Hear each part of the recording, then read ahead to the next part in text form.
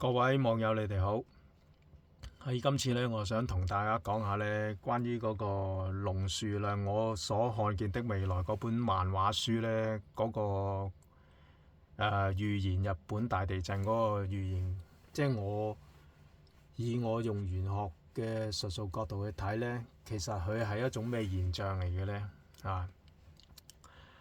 如果要研究佢呢個講到咁熱門嘅話題，一個日本大地震自然災害嘅現象呢，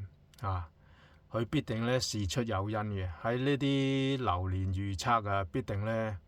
有所顯示嘅呢種現象。咁呢個六壬數呢個盤我曾經同大家講過佢係三全空亡嘅。咩叫三全呢？即係佢今年佢嗰個主題呢個三全呢，就睇佢今年嗰個流年嗰個狀況嘅。呢啲呢，就係佢入邊嗰個呢人物嗰啲佈置呢個係事，呢個係人，呢一堆呢個四課係人，呢度係事。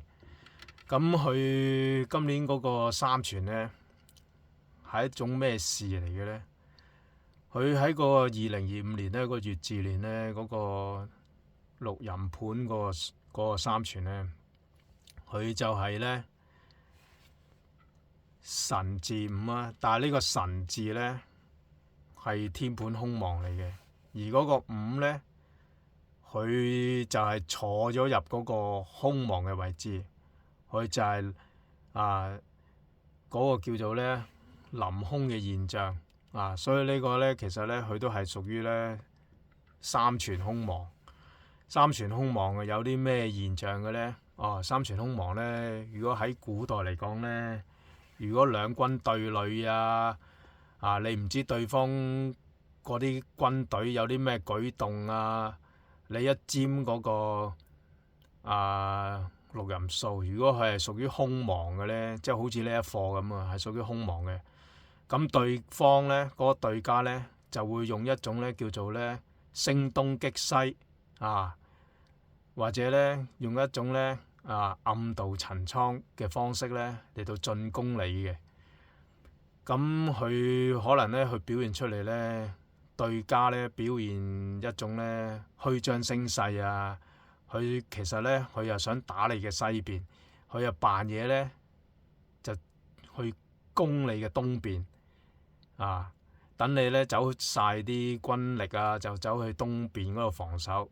而其實呢，佢對家呢，實際上呢，就想攻你嘅西邊。呢一種呢，就係叫做呢空亡嘅現象。又例如你用嗰個六壬數去占一課商業談判，而對方呢，同你所講嘅嘢呢，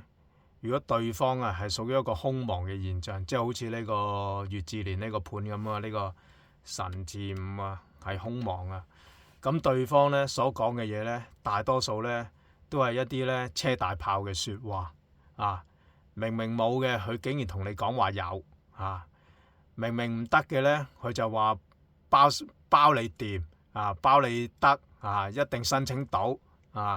冇唔譬如呢，你要去向一個政府申請一個牌照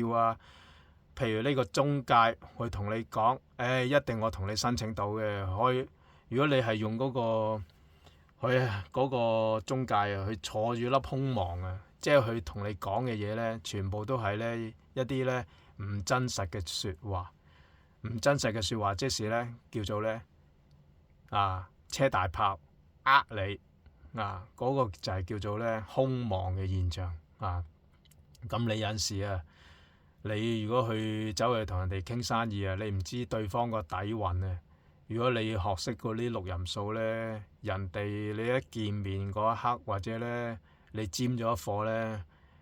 談判嘅時候呢，你又知道呢對方呢其實係一個咩底勢究竟係唔係走嚟呢揾你笨定係呢走嚟益你？呢個呢，如果你透過一啲玄學嘅術數去睇呢，有陣時呢反而呢比你揾私家偵探更加清楚。咁今次啊，呢個六壬數呢個盤啊，喺嗰個月字年啊，其實就係三全空亡嘅現象嚟嘅。所有嘢呢，佢同你講呢話好危險，其實呢就一啲都唔危險啊！佢話冇問題，冇提過嘅，反而呢，偏偏呢，即係好似緬甸咁啊，冇人提過，咁啊緬甸咪地震咯，係嘛？日本啊，由上嗰年啊2024年啊已經有人講啊，即係2024年已經有人講啊，話富士山啊極有可能火山大爆發嘅喎，日本陸沉喎，已經有人咁講嘅喎，2024啊。嗱，我曾經同大家講過嘛，呢個三全啊，呢個神啊就係上嗰年嘅太歲嚟嘅，今年呢個太歲咧就坐喺個中全嗰度，咁呢個三全空亡啊，如果俾我啊去睇啊，話叫有啲譬如有啲玄學家又話叫大家唔好去日本旅行我就覺得咧呢啲咧，即係如果佢係，即係如果用啲術數嚟講咧，嚟到辯論咧，即係我就覺得咧，如果你偏偏話嗰啲地方唔好，極有可能咧嗰啲地方咧極好喎，你話佢行衰運，可能咧佢行緊一個咧好興旺嘅運，係嘛？呢個空亡現象咧喺今年咧，其實咧完全咧會出現一種咧相反嘅現象喎，空亡即係譬如有人同你講嗰啲日本唔好去咁多咁其實佢係想講一個咩信息俾大家聽咧即係叫大家去多啲咯，係咪啊？實情係咪啊？甚至乎去譬如日本會行衰運嘅，咁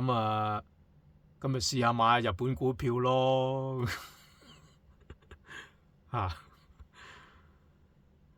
我睇過好多嗰啲視頻咧，就話有啲用天星嘅，又話今年7、8月用嗰啲咩七淨四餘又話日本今次咧大鑊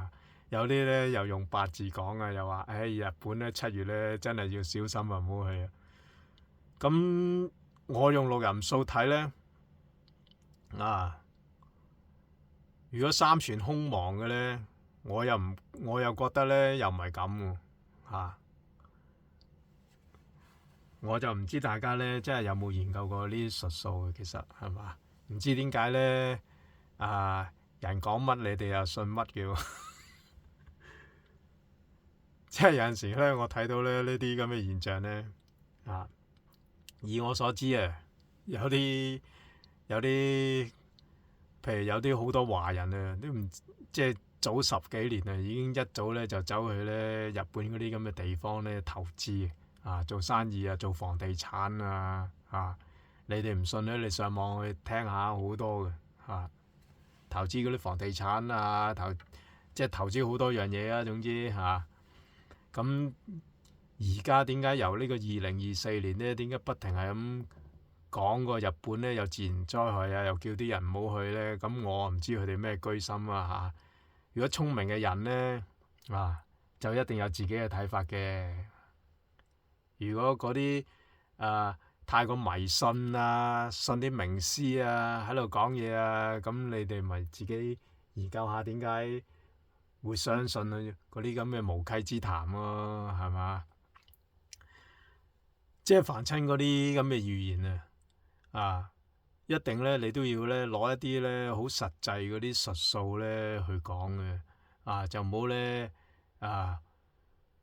因為研究術數咧，好重視嗰啲，即係你用術數，你用得啱唔啱？咩叫啱唔啱咧？即係我舉個例，譬如嗰個明明係六角匙嚟嘅，你俾個一字螺絲批我去擰嗰粒六角匙，梗係唔啱噶嘛？呢啲即係用錯方法係嘛？有啲人咧睇嗰啲預言睇啲國運係嘛？竟然咧千篇一律係唔係都話立春八字嘅？我真係唔明佢點解會咁樣嘅喎。其實如果你睇流年啊，其實咧就應該咧就係要用嗰個六壬數去睇嘅。六壬數啲古人有講啊嘛，話係睇人事噶嘛，係嘛？如果你唔係睇人事，點解即係好似齋主啊講嗰啲十二生肖啊？十二生肖嗰啲人嚟噶嘛？嗰啲命帶生肖啊嘛，人帶住嗰個生肖，咁佢喺嗰個流年嗰個立春嗰個盤啊，即係我呢張黃色嗰張紙啊。譬如好似今年啊嗰啲屬龍啊，你睇下屬龍嗰啲幾多係有啲即係唔如意啊、唔愉快啊、俾人哋欺壓啊嗰啲啊，龍變蛇啊嗰種咁嘅現象，即係生肖屬龍啊，今年係犯太歲噶嘛幾多啊嗰啲，所以你話呢啲即係如果你用八字去睇咧，就會話今年屬蛇嘅人去犯太歲，咁呢啲咧真係。如果研究術數咧，你唔知道係用啲咩方法去睇嗰啲，即係作出一種判斷咧，往往咧就係會誤導咗自己或者做錯決定啊。我喺2024年咧嗰個上半年咧，曾經有個網友咧，即係佢喺2023嗰陣時咧，曾經諮詢過我啲風水嗰啲問題嘅係我個客嚟嘅咁佢喺2024咧上半年咧，佢又曾經問過我一樣嘢，因為佢咧就有一單生意咧就有阻滯，佢就問我咧可以點樣做，有啲咩幫到佢。跟住我同佢講喎，幫到你嗰啲係占卜先得嘅喎。即係你做生意有咗就係占卜師幫到你喎，嗰啲算命幫唔到你嘅喎。我同佢講係占卜師得嘅喎，即係譬如你用嗰啲六壬易卦或者用嗰啲而家好多人學嘅嗰啲叫奇門遁甲嗰類先得嘅喎。甚至乎如果嗰個係用嗰啲塔羅牌都得嘅喎，即係如果佢係通到靈嘅話如果你通靈咧一定得嘅喎，嗰啲一樣準嘅喎咁嗰個網友咧，我就係用嗰個六壬數咧去幫佢睇嗰單生意咧，點解會有啲阻滯啊？咁我就話俾佢知個阻滯個原因係啲乜嘢同埋咧點樣先可以做到嗰單生意？我話咗2個原因俾佢聽，佢跟住咧走去查，即係走去即係去查探咁係咪我所講嗰種現象啊？跟住佢一問之下咧，即係查冊之下咧，真係我所講嗰啲現象，所以令佢有所阻滯嘅佢亦都咧跟我嗰啲講嗰啲資料，即係我分析俾佢聽啊嘛。跟住佢咧就1個月內咧，佢可能係唔知2個禮拜定3個禮拜，我都唔記得咗佢就同我，因為佢有覆我啊嘛，佢話終於即係傾成咗嗰單生意啊。咁咧，而且我亦都係話俾佢聽咧，幫到你嗰個人咧係姓乜嘅。而幫佢嗰個人咧，真係嗰個姓氏嚟嘅喎，神奇到咁嘅喎，即係好似呢個盤呢個盤都睇到姓氏嘅喎，幫你嗰啲人，譬如好似屬蛇嗰啲人屬蛇今年屬蛇去幫你嗰個你因為佢上邊咧有個午火喺度所以屬嗰啲人咧就帶有火字邊嘅，或者咧姓馬嘅嗰個原本我想同大家講嗰個澤連斯基澤連斯基咧就係屬蛇嘅，即係我睇過佢嗰啲資料屬蛇嘅。邊個幫到佢咧？法國總統馬克龍同埋嗰個歐盟主席馮德萊恩。馮德萊恩2點水加個馬字係咪好巧妙啊？呢啲啊，五啊，屬蛇嗰啲啊，再加上咧佢係木生火啊，呢個六合啊，呢個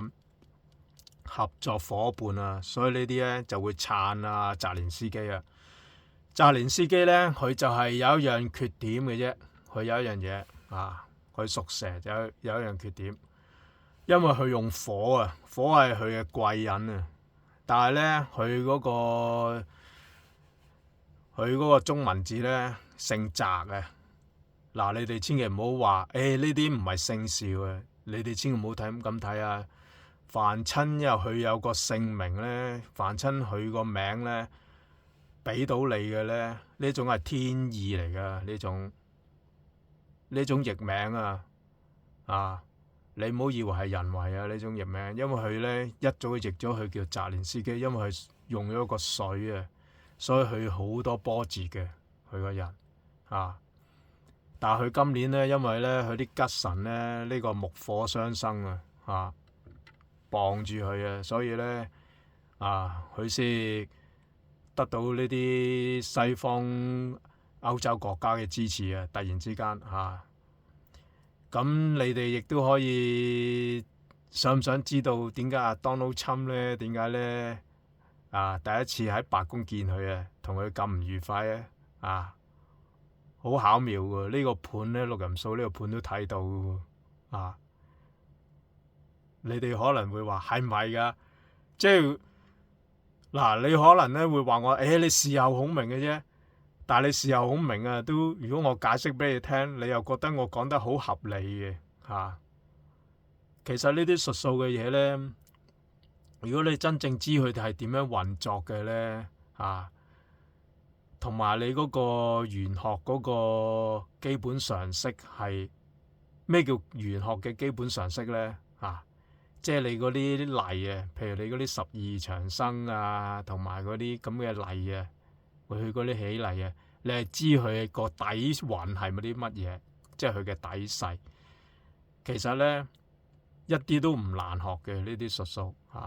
只不過呢啲術數佢嗰啲起例啊，佢有一種含義啊。但係呢種含義咧，我睇到好多嗰啲師傅講呢啲，佢講唔出個含義俾你哋聽喎，佢唔知係咩嚟喎。其實有陣時咧，我覺得佢咧，只不過咧喺度咧跟書講嘅喎。即係有陣時你哋如果係做過學生嘅，你哋都知道嘛。有啲阿 Sir 咧講書咧照本書講㗎嘛。嗱，嗰啲師傅咪照本書講咯，好悶嘅，唔知佢講乜嘢嘅其實。你學唔到嘢㗎，其實我話俾你知因為學呢啲術數咧，你一定要將佢個底蘊，佢點解要咁樣排列同埋佢係一種咩意思，即係要好清楚咁話俾你哋聽嘅。一話俾你聽咧，你即刻咧開竅嘅。我話俾你知，即係你好似以前我講啲風水咁啫嘛嗰個飛星盤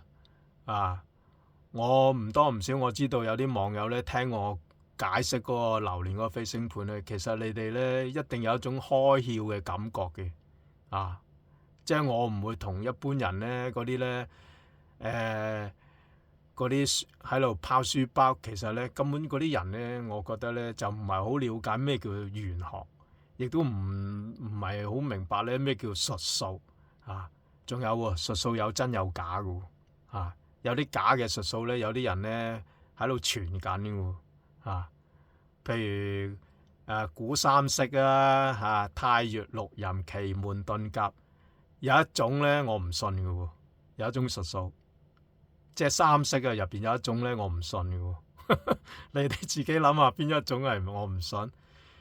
嗱，太乙六壬奇門遁甲呢啲術數名稱咧，其實咧佢個名咧，啲古人咧安佢啲名安啲名稱俾佢係有意思嘅可以解釋俾啲大家聽咧，佢點解叫太乙，佢點解叫六壬，佢點解叫奇門遁甲，係可以解釋俾人哋聽嘅即係好似你出世咁啊，點解你叫陳大明啫，係嘛？你爸爸改你個名都有種意思噶嘛？點解你叫陳大明，係嘛？而呢種咧叫六壬奇門啦，太月啦，佢點解叫太月？佢點解要叫做六壬？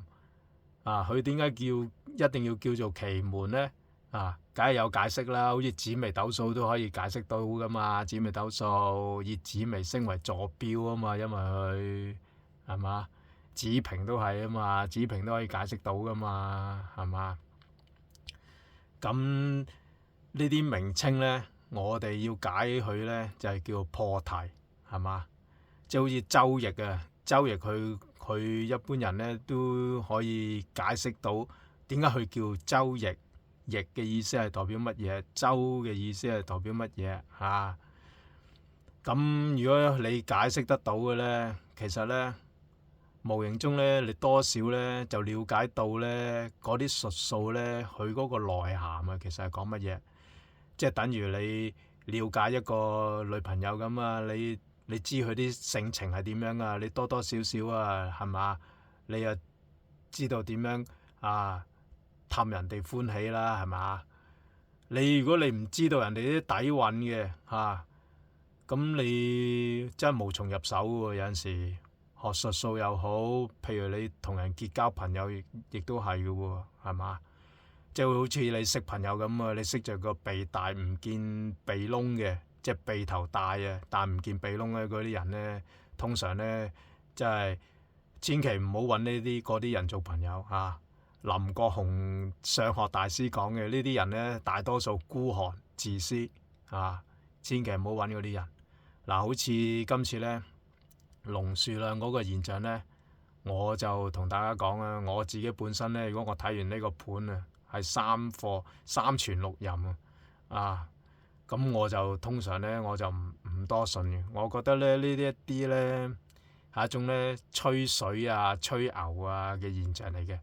咁佢嘅目標係乜嘢咧？睇個盤心知肚明啦。好啦，我就講到呢度，再見。